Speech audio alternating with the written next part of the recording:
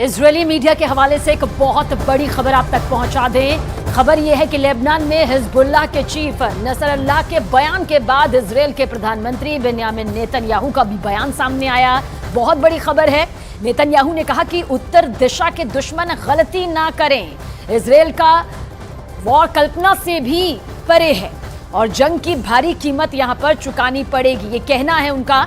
Israel का वार कल्पना से भी परे होगा, महाजंग की भारी कीमत यहां पर चुकानी पड़ेगी।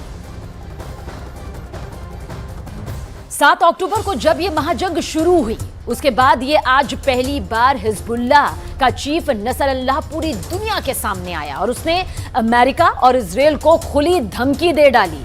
नसरल्लाह ने कहा कि अगर पूर्ण युद्ध शुरू हो गया तो भूमध्य सागर में मौजूद अमेरिका के जंगी बेड़े डुबो दिए जाएंगे, अमेरिका के लड़ाकू विमान समंदर में तबाह हो जाएंगे और अमेरिका को अपने सैनिकों की जान से जंग की कीमत चुकानी होगी। लेकिन इससे भी बड़ी खबर यह है कि लेबनान के अंदर सीरिया की एलीट फोर्स इमाम हुसैन ब्रिगेड अब पहुंच चुकी है।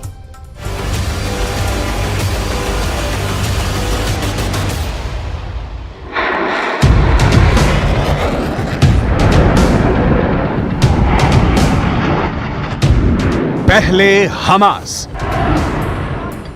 फिर हिजबुल्लाह, इसके बाद हूथी और अब इजरायल से भिड़ने के लिए लेबनान पहुंच चुकी है बेहद खतरनाक और एलीट फोर्स इमाम हुसैन ब्रिगेड।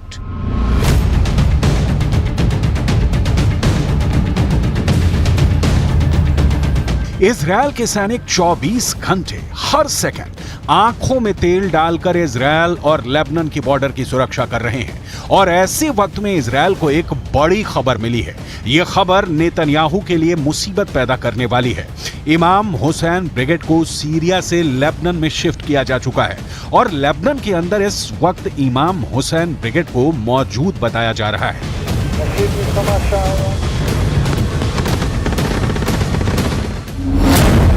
यह दावा इजरायल डिफेंस फोर्स के अरबी भाषा के प्रवक्ता अविचाई अद्राई ने एक ट्वीट के जरिए दी है।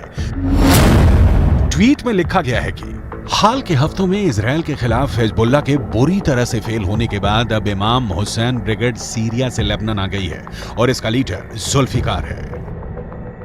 इमाम हुसैन ब्रिगेड को भी ईरान फंड करता है और दावा यह किया जाता है कि यह इमाम हुसैन ब्रिगेड ईरान के सबसे ताकतवर सेना इस्लामिक रिवॉल्यूशनरी गार्ड को रिपोर्ट करती है। इमाम हुसैन ब्रिगेड का सीधे लेबनान में पहुंचना गुरुवार को लेबनान से एक बार में लगातार 19 हमले और फिर शुक्रवार को हिजबुल्लाह के चीफ नसरुल्लाह की फायर ब्रांड स्पीच से साफ है कि मिडिल ईस्ट में अमेरिका और इजरायल के लिए खतरा बढ़ गया है। الاحتمالات في جبهتنا اللبنانية مفتوحة.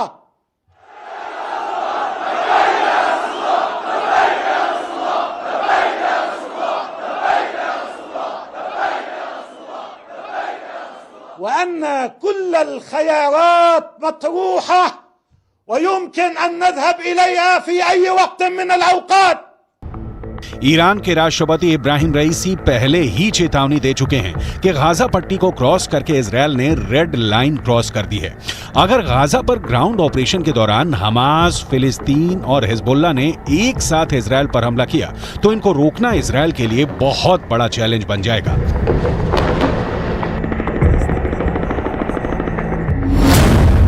गाजा में हमास के लड़ाकों की तादाद 40 से 50 हजार के करीब है।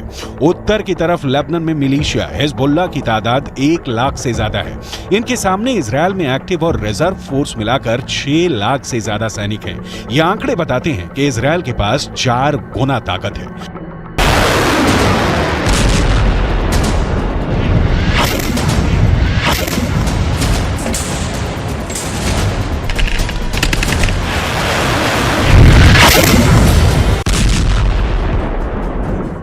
लेकिन हिजबुल्लाह के चीफ नसरुल्लाह से फिर भी अमेरिका घबराता है, क्योंकि नसरुल्लाह के पास अपने ओजस्वी भाषणों के जरिए बड़ा संगठन खड़ा करने की और सैनिकों में जोश भरने की अद्भुत क्षमता है। عمليات المقاومة في الجنوب ودماء شهدائنا وشهدائكم في الجنوب تقول لهذا العدو الذي قد يفكر بالاعتداء على لبنان أو بقيامه بعملية استباقية باتجاه لبنان أنك سترتكب أكبر حماقة في تاريخك ووجودك.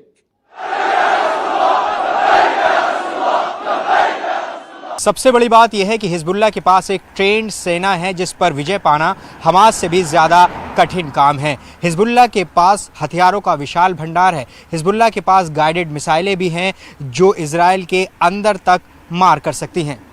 हिजबुल्लाह के पास एंटी टैंक मिसाइलों का बहुत बड़ा जखीरा है जिसकी वजह से इजराइल को नुकसान भी पहुंचा है। ये मिसाइल ईरान से सप्लाई की जाती रही है और ऐसी मिसाइलों का हिजबुल्लाह के पास बहुत बड़ा जखीरा है।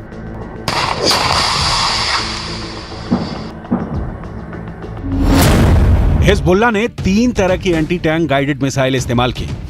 ये है कॉर्नेट, इसकी रेंज 5 किलोमीटर तक है। ये रूस की मिसाइल है, लेकिन अब ईरान इसका देसी वर्जन दहलाविया तैयार कर चुका है और ऐसी बहुत सी मिसाइल अब हिजबुल्लाह के पास हैं। दूसरी है BGM-71 TOW anti tank guided missile, range है 3.5 किलोमीटर। यह अमेरिका में बनी मिसाइल है, लेकिन अब इसकी नकल ईरान तैयार कर रहा है और उसने हिजबुल्लाह को सप्लाई की है। तीसरी है 85 कॉनकोर्स, रेंज 4 किलोमीटर। ये भी रूस ने बनाई है और अब ईरान में ये दोसान नाम से तैयार की जाती है। तीनों मिसाइल बहुत ही घातक है। 7 अक्टूबर के बाद हिजबुल्लाह सीधे जंग में नहीं कूदा था। इजरायल की तरफ से हिजबुल्लाह को चेतावनी लगातार दी जा रही थी, लेकिन नॉर्दर्न बॉर्डर पर जंग की शुरुआत इजरायल डिफेंस फोर्स की तरफ से की गई, क्योंकि छुटपुट शुरुआती गोलीबारी के बीच सबसे बड़ा और ताबड़तोड़ हमला इजरायल की तरफ से ही किया गया था।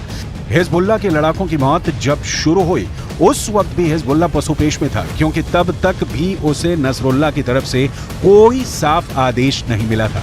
लेकिन जब गाजा के अंदर बैप्टिस्ट अस्पताल पर हमला हुआ और बड़ी संख्या में अस्पताल के अंदर लोगों की मौत हो गई, तब हिजबुल्लाह ने लड़ाई छेड़ दी। हालांकि ये फुल स्केल वॉर अभी भी नहीं है।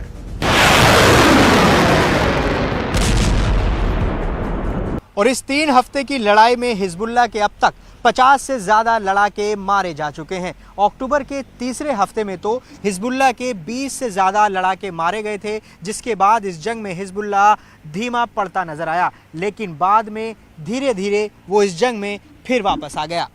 ईरान कभी अपनी जमीन पर युद्ध नहीं लड़ेगा, क्योंकि उसके रणनीतिकार बहुत होशियार हैं। ईरान की सरकार यमन, इराक और सीरिया को जमीन का इस्तेमाल करके अमेरिका और इजरायल के ठिकानों पर हमला कर रही है। इन देशों में अपनी जड़ें जमाने के लिए ईरान ने बरसों की मेहनत की है और अब वो उसका फायदा उठाना चाहते हैं। लेबनान एक ऐसा ही देश है जो जंग की चपेट में धीरे धीरे आता जा रहा है। लेबनान के अखबार नहार नेट ने यह रिपोर्ट किया है कि इजरायल ने ब्लीडा इलाके के पूर्वी बाहरी इलाके में फास्फोरस बम से हमला किया है, जिसकी वजह से वहां मौजूद आसपास के जंगलों में भारी आग लग गई थी। इन फास्फोरस बमों से लगी आग लंबे इलाके में फैले जंगलों तक फैल गई, जिससे भारी नुकसान हुआ। इजराइल की तरफ से लगातार ये कहा जा रहा है कि लेबनान हिजबुल्लाह के कंधों पर बंदूक रखकर जंग में कूदने का जोखिम ना उठाए, क्योंकि इस बार लेबनान बहुत बुरी तरह जंग की चपेट में आएगा और फिर ये कहकर पल्ला नहीं झाड़ सकता कि इस जंग में उसे हिजबुल्लाह ने घसीटा है। इजरायल के प्रधानमंत्री बेंजामिन नेतन्याहू पहले ही ये कह चुके हैं कि लेबनान को इस बार ऐसा जवाब दिया जाएगा कि वो दूसरी जंग लड़ने के काबिल ही नहीं बचेगा। שאתם עושים פה ומה ששמעתי עכשיו מהמפקדים שלכם זה דבר חשוב מאין כמוהו. אתם הורגים אנשי חיזבאללה שמנסים לתקוף את קו החזית שלנו. אני לא יודע עכשיו, כשאני נמצא איתכם, אני לא יכול להגיד לכם כרגע אם חיזבאללה יחליט להיכנס בצורה מלאה למלחמה. नेतन्याहू के अलावा इजरायल के रक्षा मंत्री योव गैलेंट पहले ही कह चुके हैं कि इस युद्ध में इजरायल का बदला ये तय करेगा कि अगले 75 साल तक इजरायल की जमीन पर रहेगा या नहीं। अभी तक हिजबुल्लाह के 50 से ज्यादा लड़ाकों के मारे जाने की खबरें आ चुकी हैं, लेकिन इसके बावजूद भी इजरायल के रक्षा मंत्री ने बयान ये दिया है कि अभी वो युद्ध को विस्तार नहीं देना चाहते। מנהלים מלחמה בחזית הדרומית כנגד חמאס. אנחנו מוכנים לכל התפתחות בצפון חיזבאללה סופג נפגעים רבים, יחד עם זה אין לנו עניין להרחיב את המלחמה. אם נידרש לעניין הזה, נדע מה לעשות, הכוחות מוכנים בהגנה. नोट करने वाली बात यह है कि जब इजरायल नॉर्दर्न बॉर्डर पर युद्ध का विस्तार नहीं चाहता है, तब 45 से ज्यादा हिजबुल्लाह लड़ाके मारे जा चुके हैं। तो सवाल यह उठता है कि अगर इजरायल युद्ध का विस्तार कर देगा तो फिर हिजबुल्लाह की हालत क्या होगी?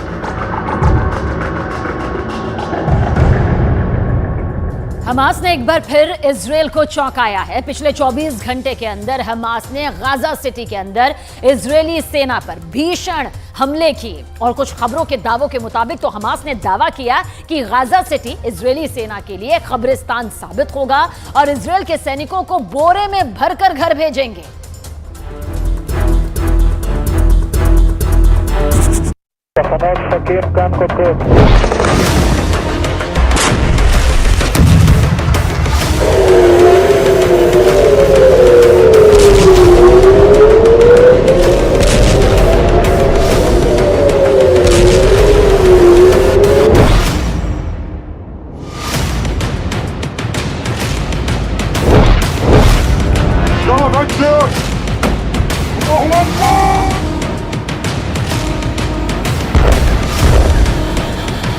יותר מפאתי העיר, אנחנו מתקדמים, אנחנו גם מרידות.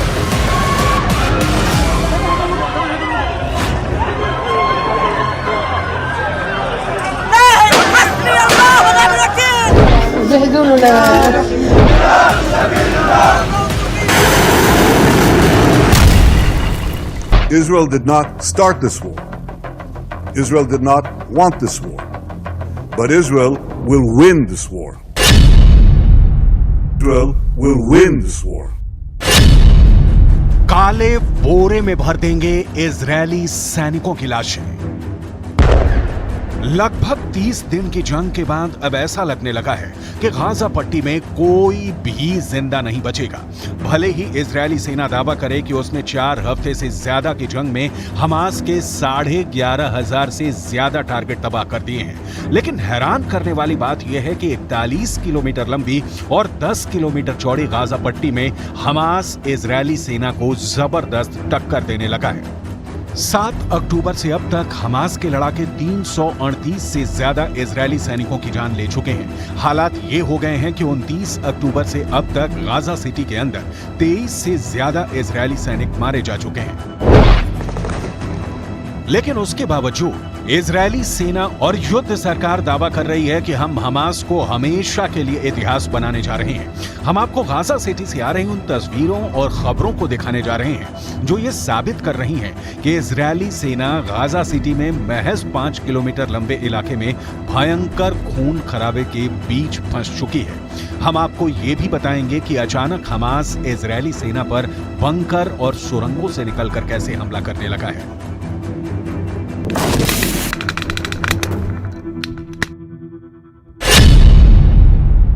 खून पी रही है गाजा की 5 किलोमीटर जमीन। יש לנו הצלחות מאוד מרשימות, אנחנו בפאתי העיר עזה. प्रधानमंत्री बेंजामिन नेतन्याहू लगातार अपने सैनिकों का हौसला बढ़ा रहे हैं। खबर आ रही है कि गाजा सिटी में 5 किलोमीटर अंदर इजरायली सेना ने भयानक हमले किए हैं। अकेले गाजा सिटी में ही हमास के 150 से ज्यादा लड़ाके मारे जा चुके हैं। 36 घंटे पहले इजरायली वायुसेना के हवाई हमले में हमास की सेंट्रल जबालिया बटालियन के कमांडर इब्राहिम बियारी को मार गिराया है, जबकि उसके पहले हमास का एयर चीफ, नेवल चीफ मारे जा चुके हैं।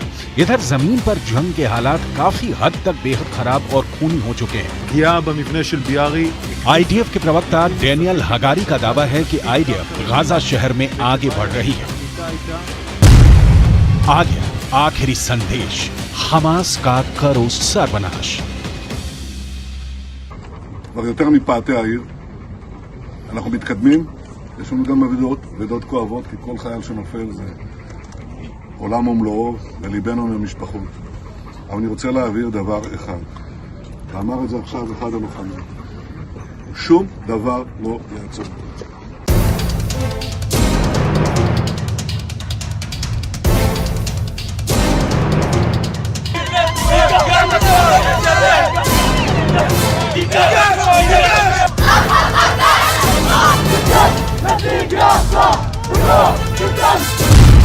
162वें बख्तरबंद डिवीजन के कमांडर ब्रिगेडियर जनरल इत्तेजिक कोहेन का दावा, हम गाजा शहर के दरवाजे पर हैं। अब हमास के लड़ाकों से सीधी लड़ाई हो रही है। हमारे सैनिक हथियारों और एयरक्राफ्ट्स के जरिए हमास के कमांड सेंटर, लॉन्चिंग पोजीशन, सुरंगों और दूसरे ठिकानों पर हमला कर रहे हैं। קיבלנו משימה חשובה לצאת ולהכריע את החמאס. אנחנו נמצאים עכשיו בעיצומה של מערכה, כוחות האוגדה נמצאים בעומק הרצועה על שערי העיר עזה. אנחנו נמצאים על שערי העיר עזה.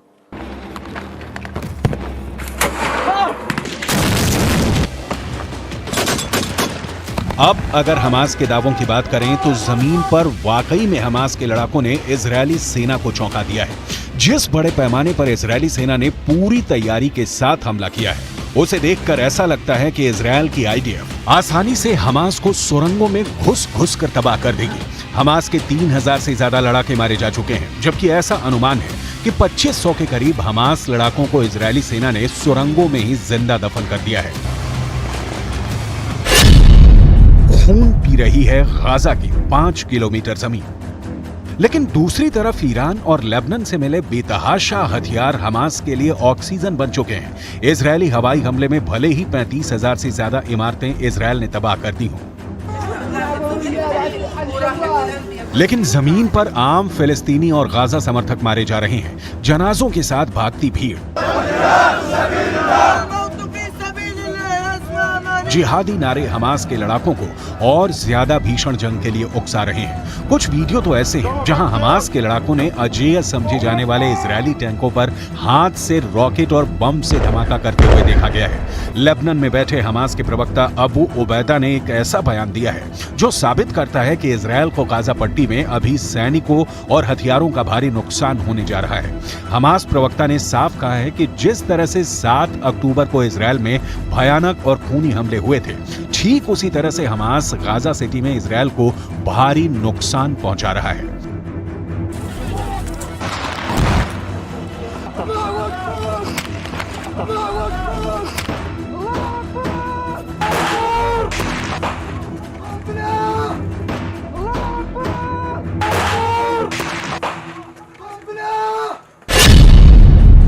काले बोरे में भर देंगे इजरायली सैनिकों की लाशें।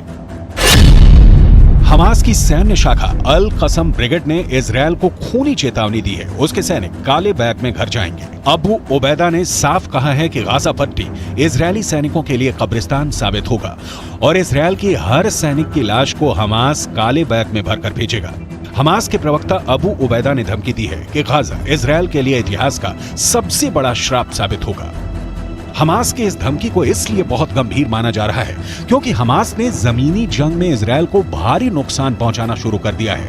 हमास के दावों के मुताबिक इजरायल के 6 से ज्यादा बेहतरीन टैंकों को हमास ने तबाह कर डाला है, जबकि 23 से ज्यादा इजरायली सैनिकों के मरने की बात खुद इजरायली रक्षा मंत्रालय मान चुका है। इजरायली रक्षा मंत्री बेनी गैंट्स ने गाजा में हमास के खिलाफ युद्ध को सबसे जटिल बताया है।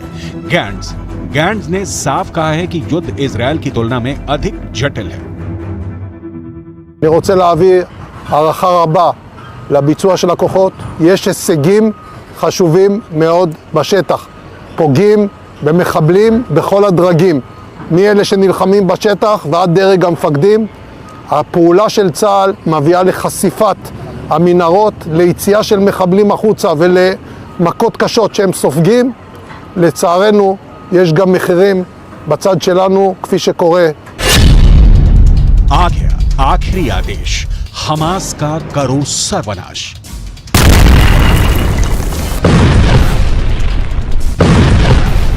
इधर इजरायली पीएम नेतन्याहू ने फिर डंके की चोट पर कहा है कि हम गाजा शहर में पहले ही घुस चुके हैं, अब हमें कोई नहीं रोक सकता है। हमारी पूरी कोशिश है कि जंग में फिलिस्तीनियों की मौत ना हो, लेकिन हमास के लड़ाके उनके बीच में घुसे हुए हैं। उनके घरों के नीचे सुरंगें बना ली हैं। ऐसे में कुछ जगहों पर फिलिस्तीनियों के होने के बावजूद इजरायल हमला करने को मजबूर हो रहा है।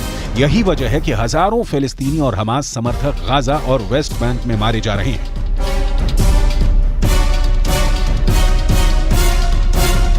الأمر كارثية عندما يزعم الاحتلال أن هناك مواقع للمقاومة في المستشفيات، وهو يعرف أنه يكذب لكنه يريد أن يستخدم ذلك لعدوان جديد على المستشفيات كالعدوان الذي وقع على المستشفى المعمداني. गाजा में मौजूद 35 अस्पतालों में से 16 अस्पताल फ्यूल यानी ईंधन की कमी की वजह से बंद हो चुके हैं। इजरायली सेना का दावा है कि हमास अस्पतालों का ईंधन लूट रहा है। हमास के पास 5 लाख लीटर ईंधन होने का दावा किया गया है। दावा तो यहाँ तक किया गया है कि हमास सुरंगों से ईंधन को पेट्रोल बम की तरह इस्तेमाल कर रहा है। इजरायल की डिफेंस फोर्सेज ने गाजा में हमास की सुरंगों को तोड़ना शुरू कर दिया है। इजरायली मीडिया के मुताबिक हमास की सुरंगों को फिलहाल गाजा के उन इलाकों में तोड़ा जा रहा है जो इजरायल के कब्जे में है। इन्हें तोड़ने के लिए इजरायली इंजीनियर्स विस्फोटक और रोबोट्स का इस्तेमाल कर रहे हैं। आईडीएफ की सदर्न कमांड के हेड ने दावा किया है कि हम हमास की सुरंगों पर हमला कर रहे हैं। हम सुरंगों की एंट्री बंद कर रहे हैं। हमास के कमांडरों को अंदर ही दम घोंट कर मार रहे हैं। आईडीएफ के मुताबिक हमास की टनल अब हमास लड़ाकों की कब्र बनती जा रही है। अब देखना होगा कि अगले 12 से 24 घंटे के अंदर गाजा की जमीन पर इजरायली सेना हमास के लड़ाकों को कैसे हराती है। इजरायल के टैंक गाजा शहर को चारों तरफ से घेर कर खड़े हैं। गाजा के अंदर इजरायली फोर्स और हमास के बीच आमने सामने का महायुद्ध चल रहा है। इजरायली सेना सुरंगों में छिपे हमास के लड़ाकों को चुन चुन कर मार रही है, उनका खात्मा कर रही है। हमास का दम निकलता जा रहा है। हमास का टॉप कमांडर का लीडर इस्लाम हनिया तिल तिल कर मर रहा है और इस बीच गाजा द बर्निंग सिटी में तब्दील हो चुका है।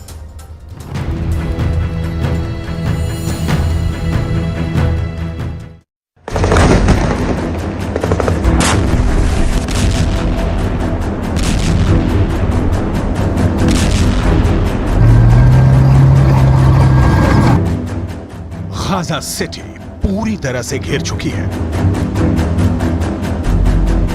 इजरायल डिफेंस फोर्स यानी आईडीएफ ने गाजा को पूरी तरह से घेर लिया है।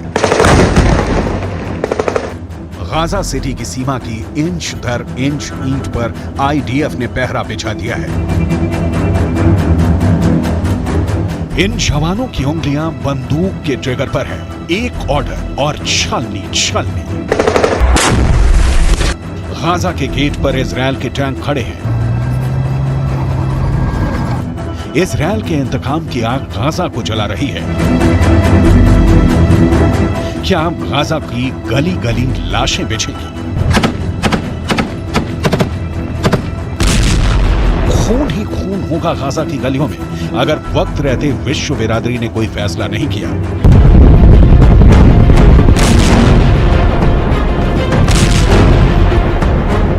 शांति के सफेद कबूतर उड़ाने से नहीं, जमीन पर उतरकर एक्शन से मिलेगा हल इजरायल युद्ध का। लेकिन ये हल किसे चाहिए, इसकी डिटेल जाननी बहुत जरूरी है। लेकिन उसके पहले खबर घिर चुकी सिटी गाजा की। पहले इसे नक्शे पर समझने की कोशिश करते हैं। गाजा सिटी गाजा के उत्तर हिस्से में है। दक्षिणी हिस्से में मिस्र है और पूरे पूरब में इजरायल की सीमा फैली है।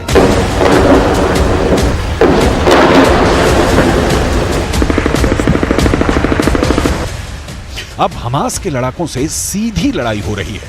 आईडीएफ के प्रवक्ता ने कहा है,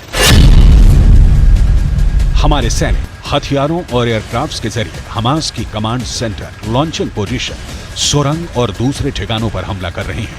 हम हमास को खत्म करने की जंग में हैं। इस समय सीज फायर पर विचार भी नहीं किया जा रहा है।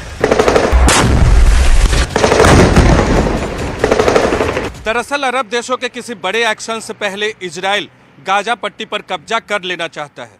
7 अक्टूबर के बाद से ही गाजा पट्टी पर बम और गोले बरसाए जा रहे हैं, लेकिन अब सेना ने पूरी तरह से गाजा पट्टी को घेर लिया है और जमीनी आक्रमण की तैयारी अब की जा रही है। अब देखना होगा कि हमास कब तक इजराइल के तोप और टैंक के सामने टिकता है।